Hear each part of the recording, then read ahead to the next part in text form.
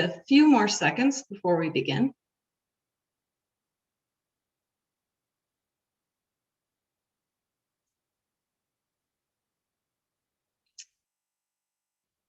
So once again, welcome.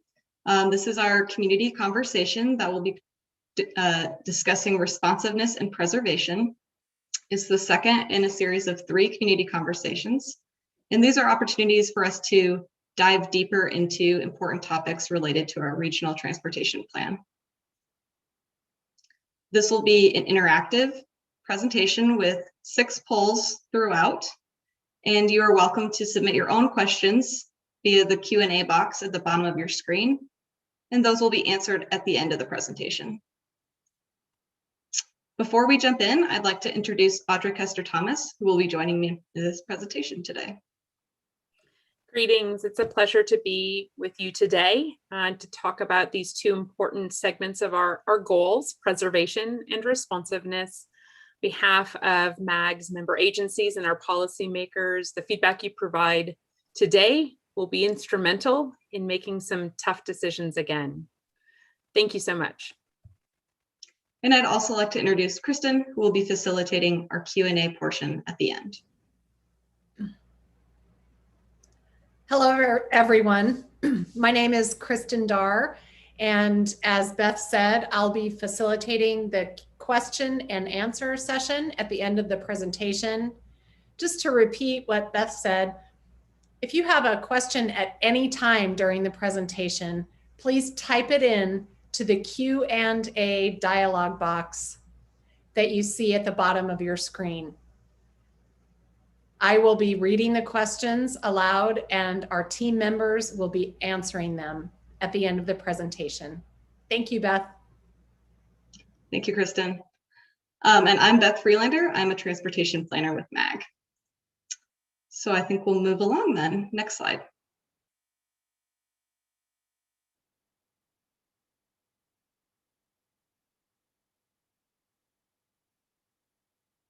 So once again, we'll be covering responsiveness and preservation today. Next slide. And this slide shows the process and phases of developing the regional transportation plan.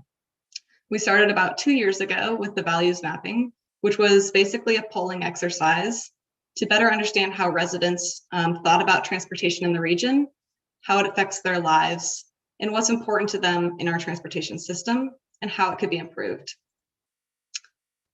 The values mapping results informed the 6 regional transportation plan goals that we created. After forming the regional transportation plan goals, we again asked the public for input to ensure our goals reflected resident priorities. And these goals form the foundation of the entire regional transportation plan. We then started developing a needs catalog, which includes all different types of transportation projects that are needed throughout the region. And these range from light rail extensions to new freeway, to maintenance, to even bus replacement. Because our region, like most regions, does not have enough funding for all of our transportation needs, we then had to evaluate projects to determine which were most needed and how projects performed in our goal areas. And this project evaluation helped us decide which projects should continue to be considered for inclusion in the plan. Next. So now we are in the scenario planning phase, where we created 4 different scenarios or views of the world to help us determine which projects we should move forward with. And we are again asking the public for your input on which scenario or elements of different scenarios you prefer, and which projects are important to you to help our decision makers as they finalize the plan and list of projects. Next slide. So we all know we can't predict the future, unfortunately. Scenario planning helps us consider a whole range of possible futures.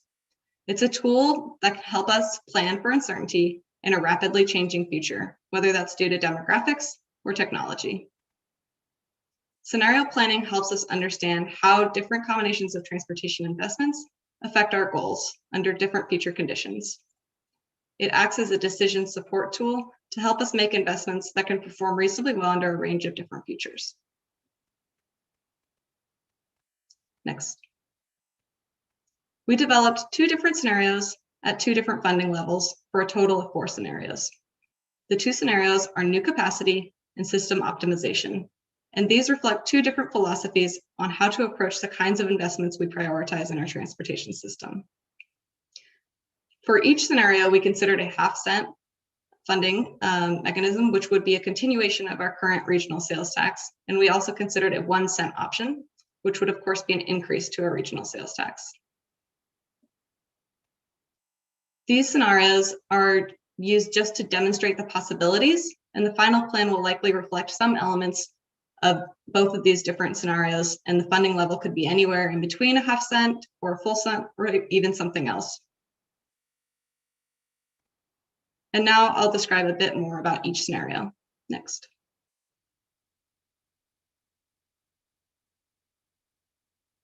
The new capacity scenarios focus on expanding our current system with large projects like new freeway and rail expansion.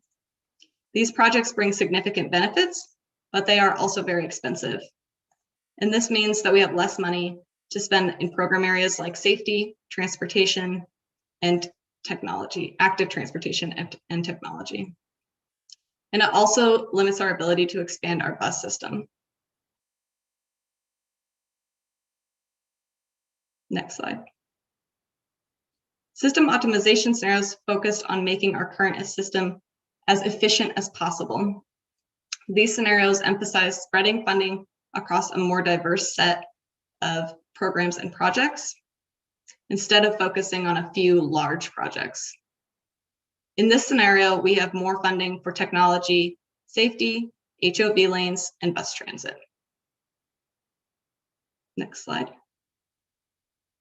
Available funding impacts how our transportation system looks, feels, and functions. And having additional funding helps us keep pace with growth and provides more transportation options.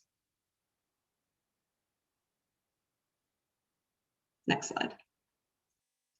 Currently, our transportation projects are funded using federal, regional, and local funding sources. Nearly half of our funding comes from the regional sales tax, and the remainder comes from federal, state, and local sources. Next slide. Our regional sales tax, also known as Proposition 400, is set to expire in 2025. And this is why funding is such an important piece of the scenario planning conversation. We are wrestling with the idea of extending the half-cent, increasing to 1 cent, or something in between, or even some other possibility. But we wanted to provide the public and our decision makers with information on the scenarios at different funding levels to help them decide. Next slide. As I mentioned before, the Regional Transportation Plan goals are the foundation of our plan. So we wanted to introduce those goals again, even though today we'll just be focusing on the responsiveness and preservation goals. I'll quickly highlight each goal. Safety is focused on all users of the transportation system, including cyclists, pedestrians, transit riders, and drivers. Mobility looks at the movement of people and goods across the region, including equitable and appropriate access for goods, services, and jobs. For responsiveness, we are interested in expanding travel choices that accommodate future growth and are flexible in adapting to changing needs and innovations. For livability, we want our transportation system to support the health and well-being of residents as well as sustain the environment. In terms of preservation, we want to ensure our system is maintained now and in the future. And prosperity focuses on economic competitiveness and growth. Next slide. So today we're focusing on responsiveness and preservation. So next slide. So let's dive into responsiveness. Next. First, we'll start with a poll. What does responsiveness mean to you? And Craig, if you would be so kind as to pull up the question. Thank you. I'll be sure to give everyone a few minutes to answer. And keep in mind that at any point, you're welcome to submit your questions in our Q&A box below.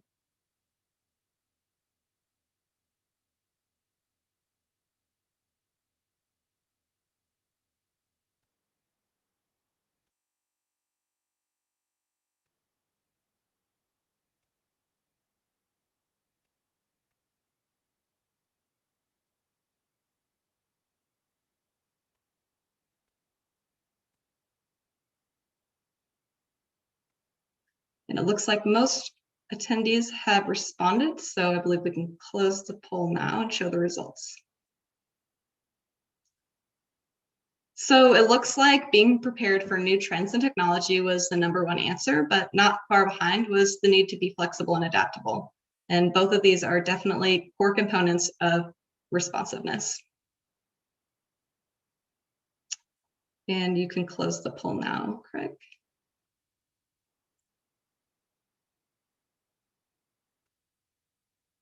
And next slide.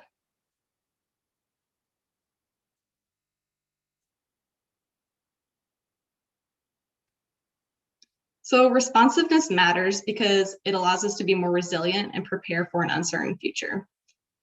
It allows us to be open to new transportation technology and its potential benefits.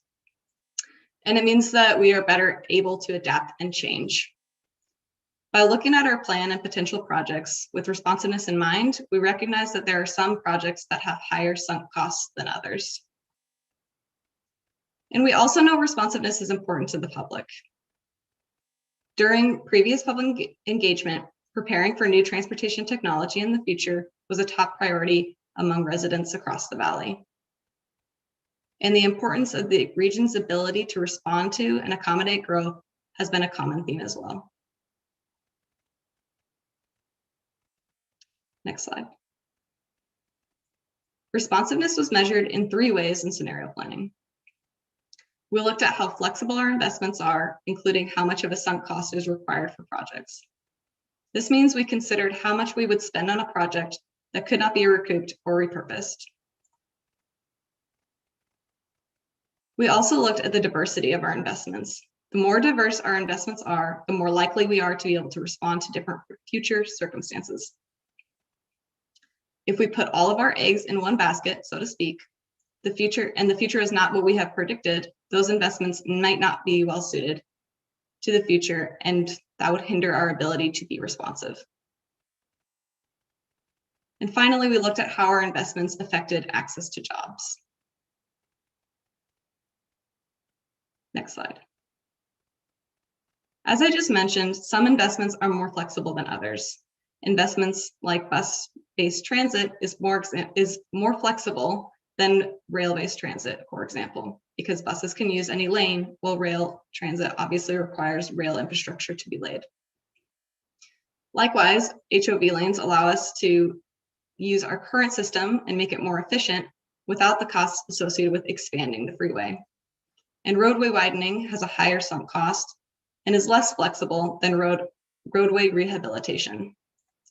We also recognize that programs for technology and active transportation allow us to set aside funding for future projects that are not necessarily defined now. Programs like these can be responsive to changes and allow us to decide which projects are most appropriate and most needed as we receive more information about what the future looks like. Next slide. So now we'll do a few more polls on responsiveness. So what are the greatest responsiveness related challenges facing our region? And Craig, if you would pull that up, that'd be great. Thank you.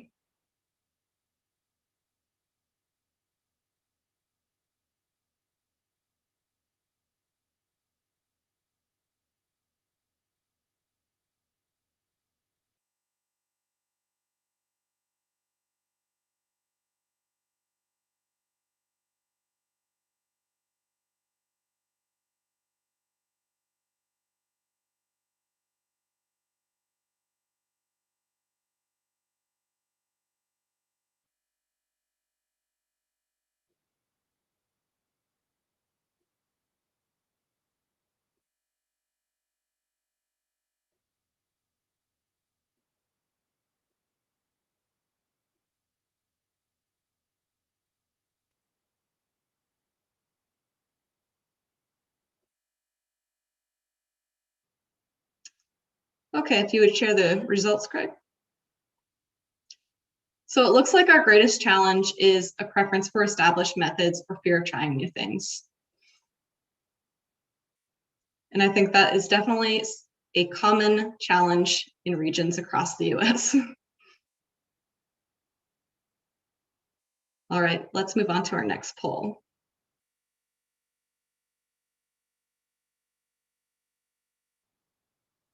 So how can this plan help preserve or improve responsiveness in our region? And for this poll, you're welcome to select all that you think apply. And Craig, if you'll pull that up.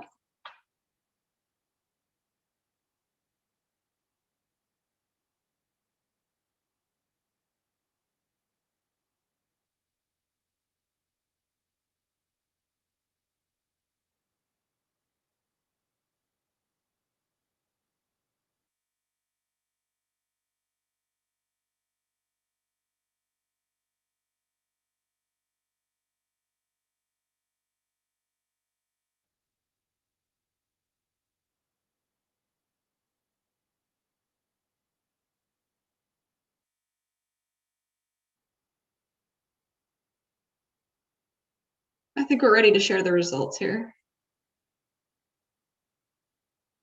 So it looks like there's a high degree of agreement that we need to ensure flexibility in the plan and project implementation. And the other two components also were quite popular options as well. And with that, I think we can close the polling results, and I will turn it over to Audra to talk about preservation. Thanks, Beth. Next slide. So let's start with another poll. In this one, we want to hear what preservation means to you. Craig, can you pull up this next poll?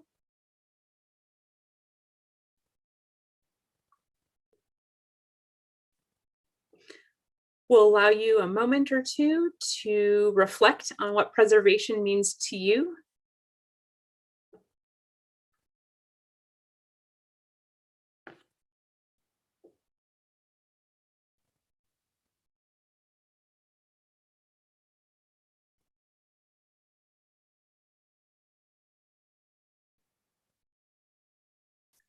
We'll wait just a few more moments to finish out this poll.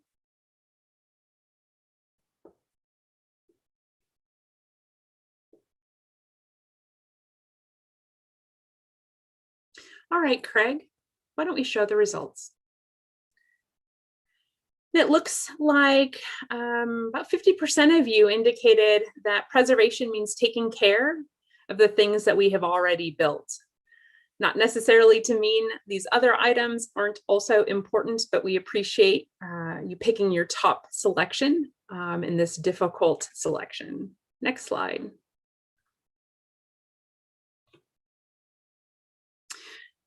Preservation is important. As Beth had mentioned earlier, some of the most significant feedback we have received over the last 2 years is a high priority amongst constituents to make sure that we're taking good care of the transportation infrastructure we have already built.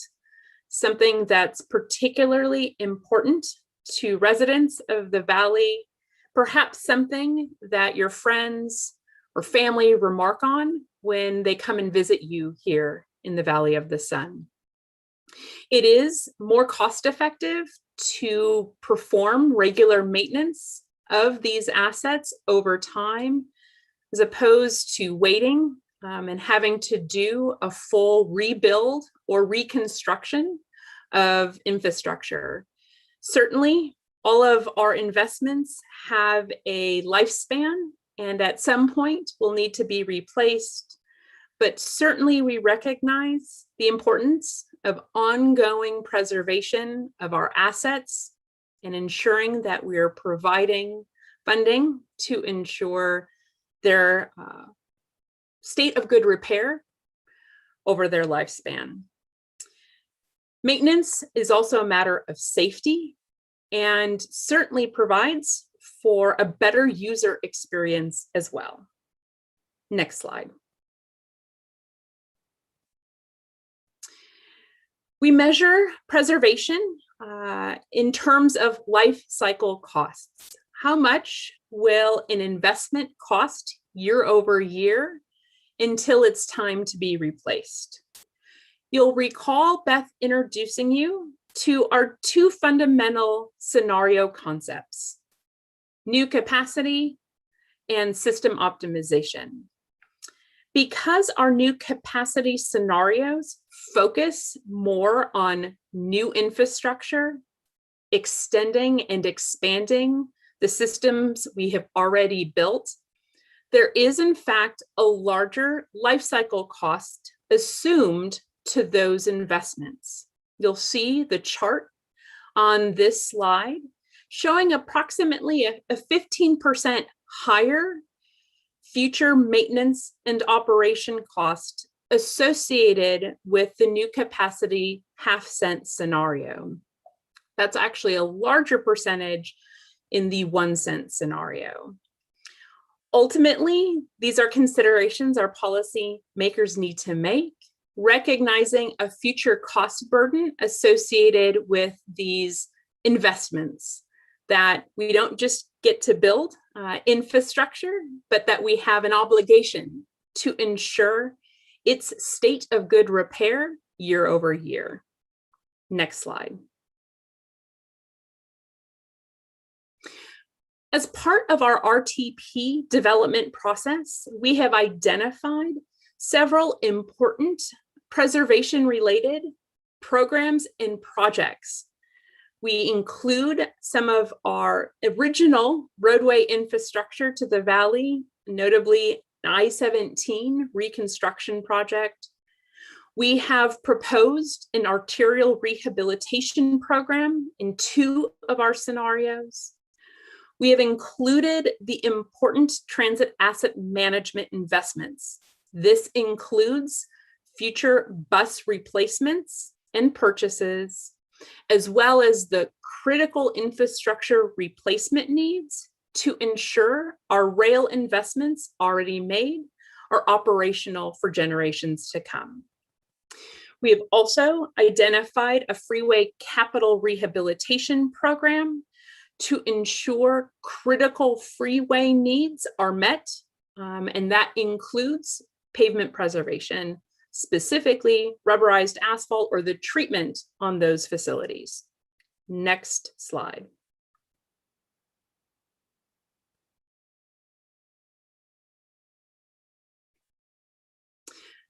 Let's take a moment for another poll. What is the greatest preservation-related challenge facing our region? Craig, would you bring that poll up? We'll give you a few moments to reflect on this.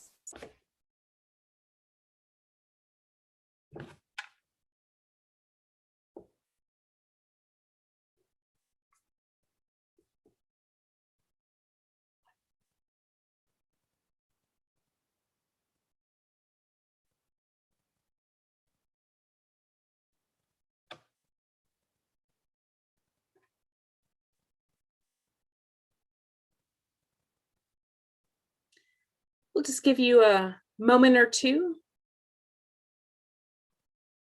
Let our last participants complete the poll.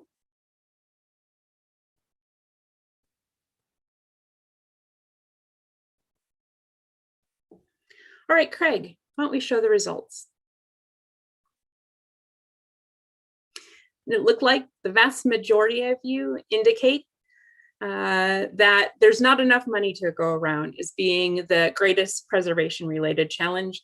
Certainly, our policymakers would agree, and it's part of some of our tough choices ahead.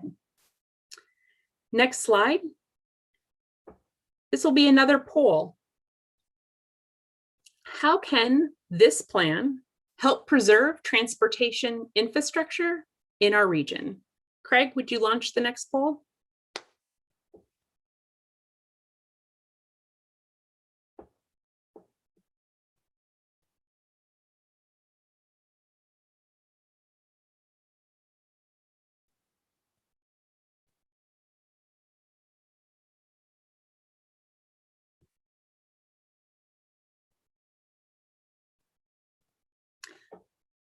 We'll give you a few moments to further consider this question.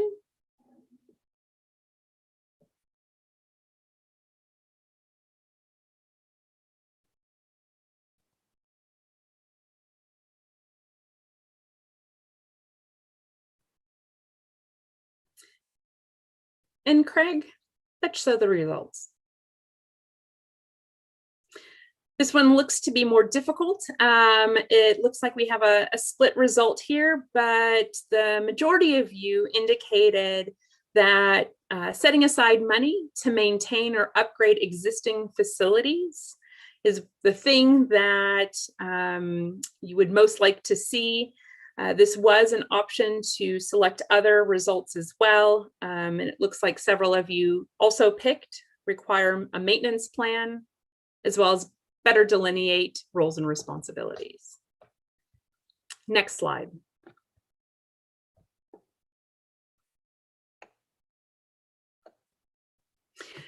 So now we want to hear from you. If you haven't already, please submit your question using the Q&A feature on the bottom of your screen. We'll take questions one at a time. Also, please remember to visit us online at ourmomentumplan.com, where you can learn more about our scenarios and provide feedback, including on specific projects using our interactive map. Kristen, if you are ready, let's begin our question and answer portion of today's presentation. I'll turn it over to you. Thank you, Audra. We do have a few questions to start with, and so I'll jump right in. The first question is, climate change is one of the main factors which is impacting community/public transportation and public health. What are your goals to adjust to climate change? Hi, Kristen. I can take that question. Thank you. So I think a major part of our plan to adjust to climate change does come from the responsiveness goal, in that we want to ensure that there are transportation options, and in particular, transit options and active transportation options for people. These will help reduce single occupancy vehicles, and programs like transportation demand management also have a role to play in reducing the use of single occupancy vehicles. In terms of responsiveness, I think that what I had mentioned earlier about the programs that allow us to decide the investments that we want to make over the lifespan of our plan allow us to be more responsive to those issues. And I'll also mention that concern for the environment is a part of our livability goal, and will probably be discussed further by my colleague in our community conversation that's on Wednesday. Well, sorry, it's on our website, but they will be discussing the livability goal then, and how our transportation investments can play a role in sustaining our environment will be discussed then as well. Thank you, Beth. That session is Thursday evening at 6. I was all wrong. Thank you for the correction, Kristen. Thank you for that question. The next question, will copies of the slides be available later? I'll be happy to take that question. We are posting these presentations online, so you can go back, review, and listen again to this or any other presentation you may have missed.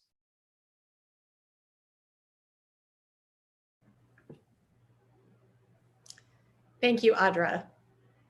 The next question is, why aren't we able to communicate verbally or even with the chat? I'll be happy to answer that question. We are inviting a large, diverse group of participants to these virtual meetings. and to ensure we can be most responsive, including providing American Sign Language, as well as simultaneous Spanish translation, we are using this format to be respectful of all participants. We do encourage you to reach out to us through our website. We've also provided a phone number as well as an email address where you can reach out to us individually. And you can also chat with us live Monday through Saturday, noon to 2 p.m. with any of our planners who are live and interested in hearing from you.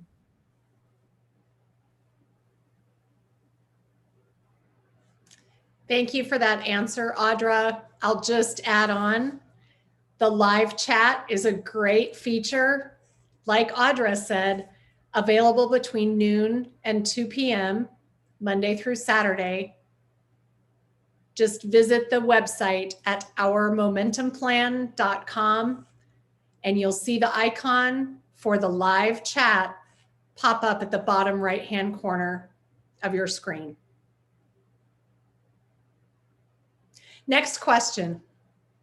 Are trails included in your surveys and transportation goals? I'll take that. That's a great question. When Beth refers to active transportation, we mean a variety of ways of walking, biking, or even using equestrian to get from here to there. MAG has an established active transportation investment where we have partnered with our cities, towns, and counties in important pathway, sidewalk, or even some trail investments that allow individuals to move regionally. We hope to continue these important investments and have included set aside funding to continue what we refer to as active transportation investments into the future.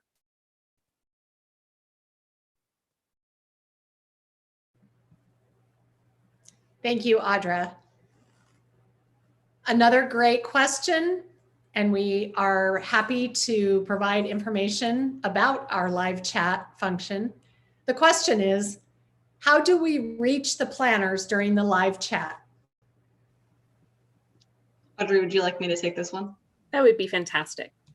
So if you go to our Momentum Plan website, you will see during the times that our live chat is available, which is noon to 2, Monday through Saturday, there will be a little chat icon at the bottom right-hand corner of your screen, and you'll click on that, and you can submit a comment or question, and then that gets sent to a planner and a chat begins.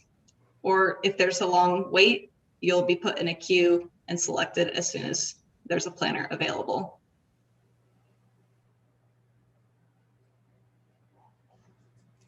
Thank you, Beth. Our next question is a little bit of a long one. I'm going to go ahead and read it. I'm reading it slowly so that our American Sign Language and Spanish speaking interpreters can follow along.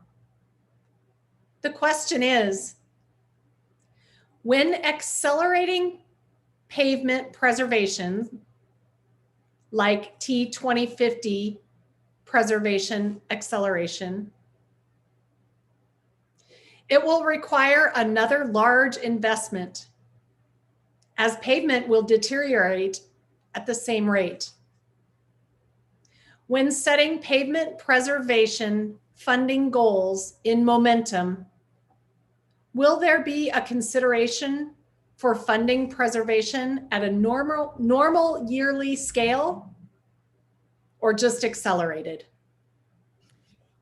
Thank you for that question. Actually, as part of our ongoing planning work, our focus is on the capital enhancement associated with the existing infrastructure. For MAG as the regional planning agency and our freeway system specifically, that refers to the rubberized asphalt investment this region has made as a way to address noise throughout the region. That investment has reached, in most places, the end of its useful life, and our policymakers are currently deciding what the future of that replacement is. Is it to continue with a rubberized asphalt overlay, or are there other alternatives we would like to consider? We are currently researching that now, but have set aside funding to enable that investment when that decision is made. When it comes to the regular maintenance and pavement preservation associated with the remainder of the roadways in our system, we and our member agencies, the cities, towns, and counties that are members of MAG, rely on a dedicated funding source called the Highway User Revenue Fund, or HURF, which contributes gas tax revenues, licensing, and other fees associated from users. Unfortunately, that is a diminishing revenue source for both our member agencies and this region, and needs modernization. The gas tax has not been increased since 1991. And over that same time, we have increased the population of the state by 60%. What that means are we have more users using our roadways than ever before, but actually less funding available for their maintenance and preservation. We at MAG endorse and encourage the modernization of this important funding source.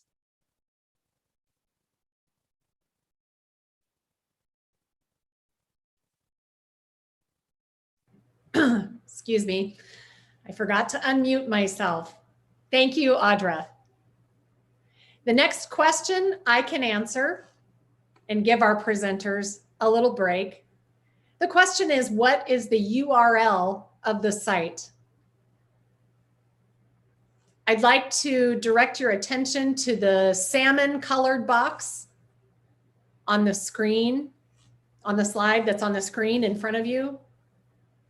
It is ourmomentumplan.com. And we welcome you to visit at any time.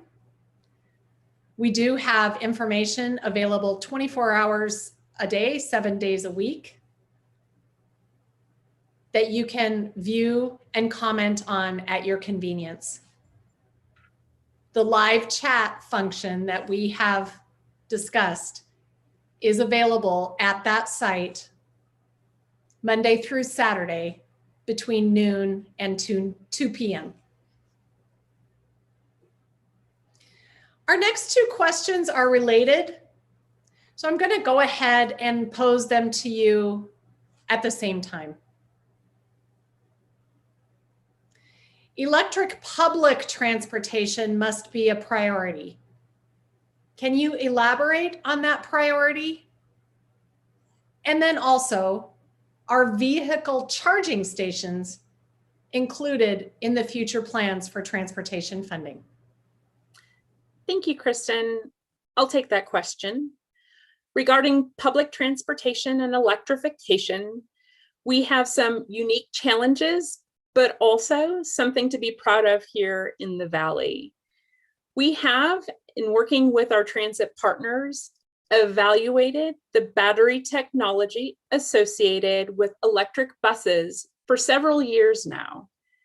Previous models, unfortunately, have not been powerful enough for both the demand associated with the mileage, but also, as you can imagine, in the summer, the air conditioning needs associated with the heat in the summer.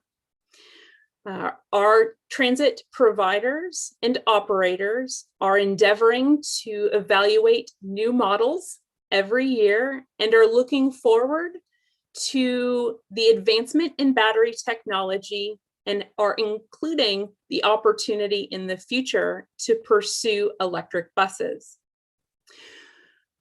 We are also in the final stages in delivering our first streetcar in Tempe. And one of the unique features of that investment, made possible as part of our existing sales tax initiative, Proposition 400, is that for a time, it will travel on battery and off electrification. It'll be the first time to try this electrification technology, and we're excited about it here in the Valley. In terms of electric vehicle charging infrastructure, we continue to support the research and potential evaluation of this sort of investment into the future. While we are not necessarily planning on investing in electric vehicle infrastructure today, we are proposing, as part of our RTP, setting aside funding for emerging technology that, at the direction of our policymakers, could be used to further goals such as these.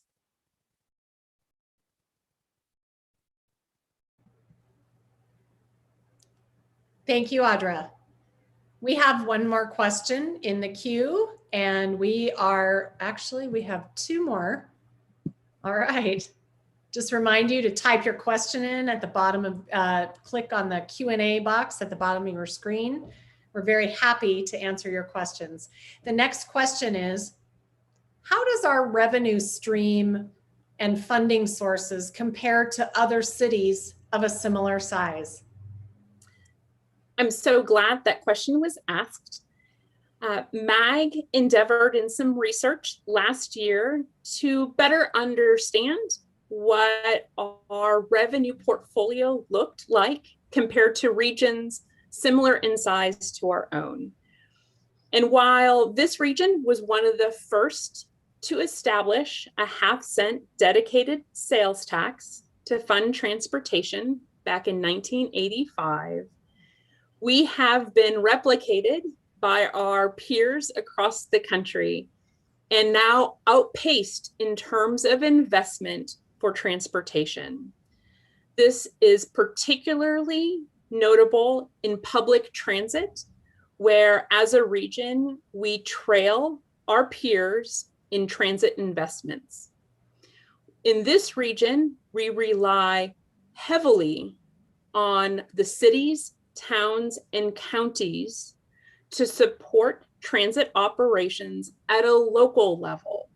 And while we are proud to operate under one brand, the Valley Metro brand, we rely heavily on member agencies, the cities and towns, to provide transit service because there is not enough funding at the regional level. That information is available, and if you are interested in it, I can provide more information offline. Please follow up with us at momentum@azmag.gov. Thank you, Audra. A very good reminder. Our team is available to speak with you one-on-one, answer your questions via email. Just take a look at the phone number and email address listed. We have some other great questions coming your way. Next question. Does the preservation planning include the preservation of the desert landscape? Will there be investment to plant more native vegetation along our transportation system? Like more desert plants along roadways, sidewalks, bike lanes, bus stops, etc.? I'll go ahead and take that question again. We are proud in this region to have invested in litter and landscape associated specifically with our freeway investments. You may have friends or family reflect on the cleanliness of our freeway system, even the art and value added investments of some of our transit investments as well. We take seriously and take pride in these added features, including a discrete landscape budget associated with these investments. We are looking for feedback such as this and believe that constituents and residents across the valley appreciate these value-added features and would look for your feedback so we can pass it along to our policymakers so they know continued investment in these elements is of importance to you.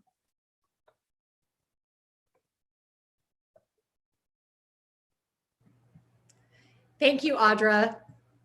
We've got some more questions and we're so glad to be able to answer your questions. So thank you for submitting them. The next question is, speaking of electrification, is MAG promoting the use of a mileage-based user fee taxation structure as more and more travelers use electric vehicles? I'll take that question. It's a great question. MAG, as I mentioned earlier, feels strongly that there needs to be a modernization of our gas tax for that very reason. As we continue to see electric vehicles becoming more and more popular, or just fuel efficiency improving, we recognize the gas tax is an outdated funding source.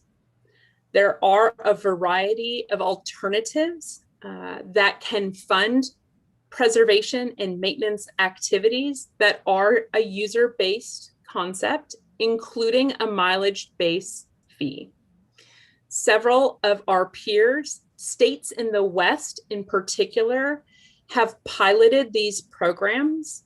And we certainly see an opportunity at the state for that consideration, but that is a decision of our state legislature.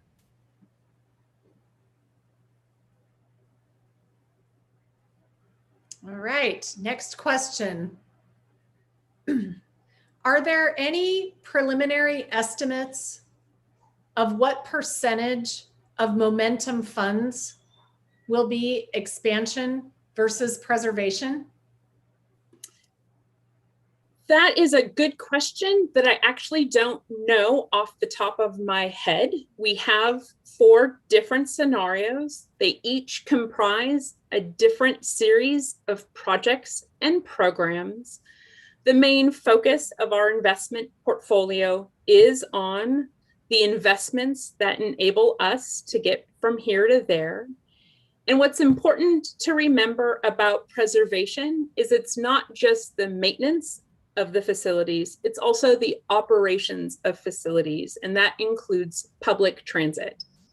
Costs money to purchase the buses, pay the drivers, and to operate the system itself. Off the top of my head, I do not have the percentage breakouts of each of these. Thank you. The next question is, where can I find information on the sales tax that helps fund these plans? Audra, would you like me to start this one and then you can chime in with additional information? Absolutely, Beth. So if you go to ourmomentumplan.com, you can look for some historic information on the sales tax and the projects it has funded over the last 40 to 50 years. And you will find that under the Why It Matters tab at the top of the screen. Anything to add, Audra? I'll just add that we focus a lot on the dedicated sales tax this region has established back in 1985. It is one, albeit an important funding source. We also have federal funding that comes directly to this region.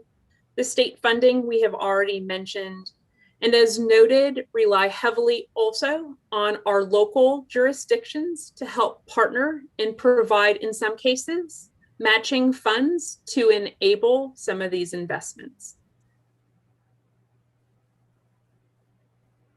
Okay, thank you. The next question is, on all of the 4 scenario planning maps, What is the proposed LRT area supposed to indicate? I'll be happy to take that question.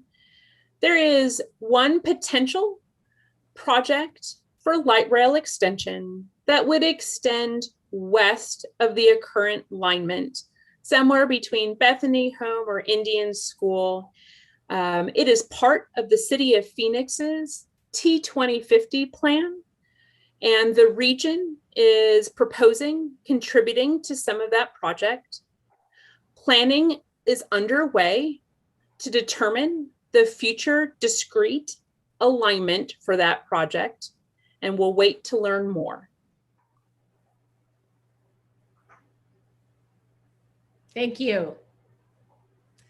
The next question is, what is the best resource for leaders in multifamily communities to get information about how to prepare for electric vehicle infrastructure within their own communities? That's a fantastic question. And off the top of my head, my initial response would be our public utilities. Depending on where you are in the valley, our public utilities have partnered and are working on a state electrification plan, which may be your best resource. I'd also encourage you, if you would like, to follow up with us offline, and we can see if we can find you additional resources.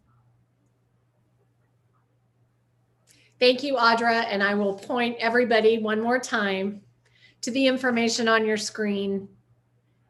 The website, they're listed in the salmon colored box, and then the phone number and email address below that. We are happy to help you find that information. The next question: with all major automakers increasing their commitment to electric vehicles, we are anticipating the need to prepare for plugs to accommodate electric vehicles and have no idea where to start. I think that's a little bit similar to the last question. Maybe you could reiterate, Audra. Again, I would encourage partnership in reaching out to our current utilities, depending on where you live in the valley. I know both APS and SRP have been working both with developers, cities on their zoning infrastructure, as well as the opportunities to promote and be responsive to the future demands of electrification. If you would like to follow up offline, we'd be also happy to help you out.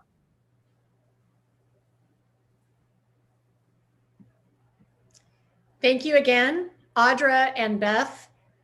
We do not have any more questions in the queue at this time.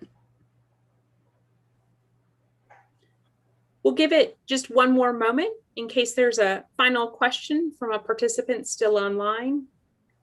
Please enter it now.